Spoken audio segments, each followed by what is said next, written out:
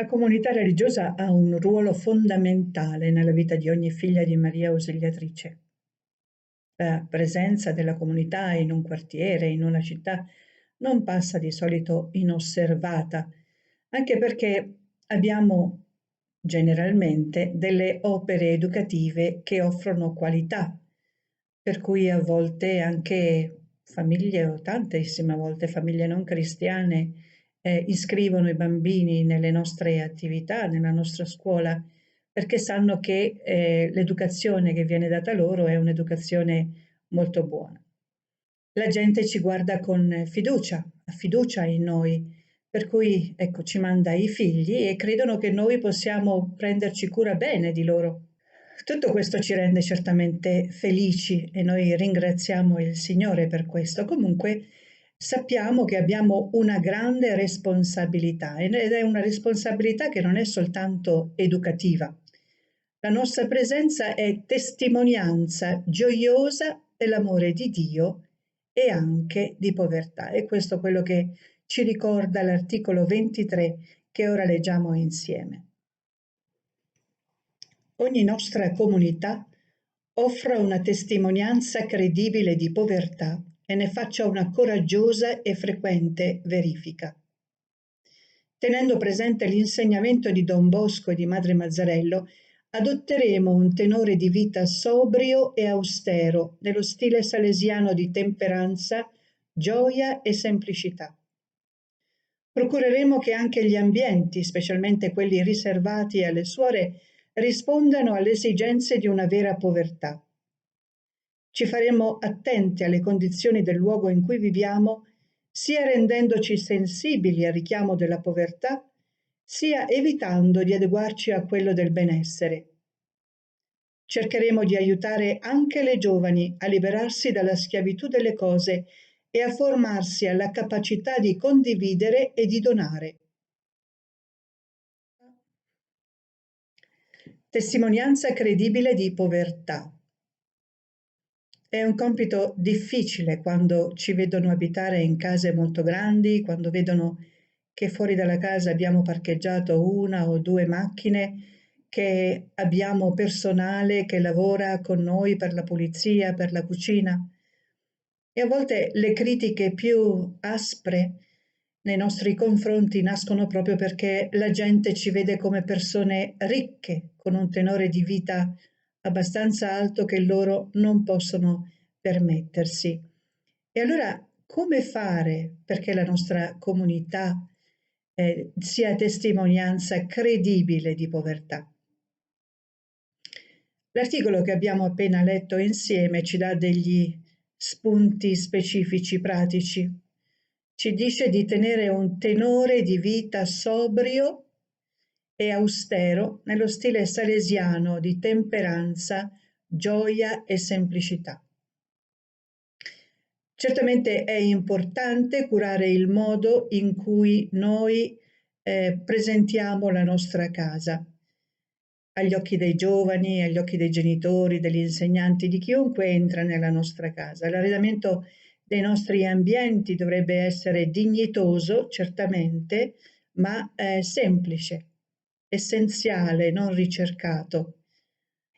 Sarebbe molto brutto far entrare un genitore, un adulto, un insegnante in un parlatorio dove magari c'è un mobile che gli manca una porta, c'è una tovaglia che è tutta sporca, c'è una tenda che è mezza giù e mezza su.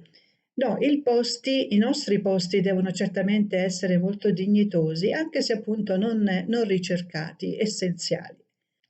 Non accumuliamo tante cose che poi il tempo consuma e quindi non possiamo più darle a chi potrebbe averle usate perché si rovinano e allora dobbiamo buttarle via e perdiamo una opportunità di condivisione con chi magari l'avrebbe sfruttato molto bene. Questo spirito di raccoglimento non è sano, non dà testimonianza di essenzialità. Mi riferisco anche, per esempio, a cose che mettiamo in una stanza. Più la stanza è piena di cose, magari anche vecchie, magari impolverate, e più ciò che presentiamo a chi viene in casa non è qualcosa di dignitoso. Questo spirito di raccoglimento non testimonia l'essenzialità e quando ci abituiamo ad accumulare facilmente non siamo mai veramente soddisfatte, contente, perché ci manca sempre qualcosa. Guardiamo ciò che gli altri hanno e ci sentiamo gelose, ci sentiamo invidiose e le vogliamo anche noi e le chiediamo anche noi. Rischiamo anche di voler sempre qualcosa in più o meglio di quello che hanno le nostre sorelle e se la comunità non me lo procura, allora penso io a procurarmelo, magari chiedendolo in famiglia, magari chiedendolo come dono ai parenti dei bambini della mia classe e questo è molto triste veramente, però è anche un pericolo molto forte. L'ultimo paragrafo di questo articolo sottolinea come la nostra tensione a testimoniare la povertà debba influire anche sulla nostra azione educativa, educare i giovani a liberarsi dalla schiavitù delle cose, a formarsi nella capacità di condividere e di donare. Io credo che prima di tutto le giovani debbano rendersi conto che noi, educatrici, non siamo schiavi delle cose, che la condivisione e il dono di noi stesse non ci costa. Scusate questo esempio personale, ma io ricordo che quando ero al centro giovanile, la nostra assistente, la suora che stava con noi, di tanto in tanto ci portava in una casa per anziani e lì ci chiedeva di animare con canti, con giochi, portare anche qualcosa per fare merenda insieme, questo gruppo di anziani che stava lì in questa casa. Io sono sicura che, rileggendo poi questo a distanza di anni, sono sicura che non lo faceva tanto per gli anziani, anche se sì, certo, era bello per loro vedere volti giovani, ma lo faceva anche per noi ragazze, per insegnarci a condividere il nostro tempo, a condividere i nostri doni e con chi ne poteva avere bisogno in quel momento. Certamente la nostra suora, la nostra assistente stava con noi e ci incoraggiava. Facevamo anche le prove prima di andare, no? Perché tutto fosse il più bello possibile.